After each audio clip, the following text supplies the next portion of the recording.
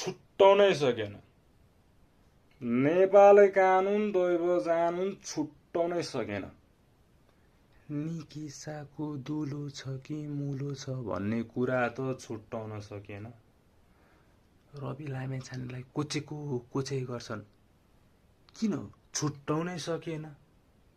केपी ओलीले के भाषण दिन्छ त्यो पनि छुट्टाउन सकेन। शेरबहादुरको जिब्रो छैन त्यो पनि छुट्टाउन सकेन। यो प्रचण्डको गणतन्त्र कस्तो हो भन्ने कुरो पनि छुट्टाउनै सकिन।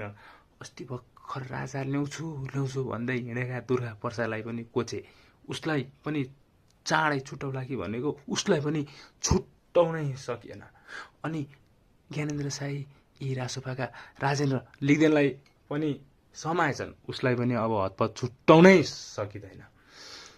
कोच सरकार कोच, राजा ल्याउँछु भन्नेहरूलाई कोच। तर एउटा कुरा राम्रोसँग सोच, जनता निराशमा छन्। किन हतार गरेको सरकार? भइहाल्छ नि, हाम्रो राजा आएपछि भइहाल्छ नि। मोदीले त नमस्कार गर्छ हाम्रो राजालाई, सबै छुटिहाल्छ नि हाम्रो राजा आएपछि, भइहाल्छ नि। रहेछ।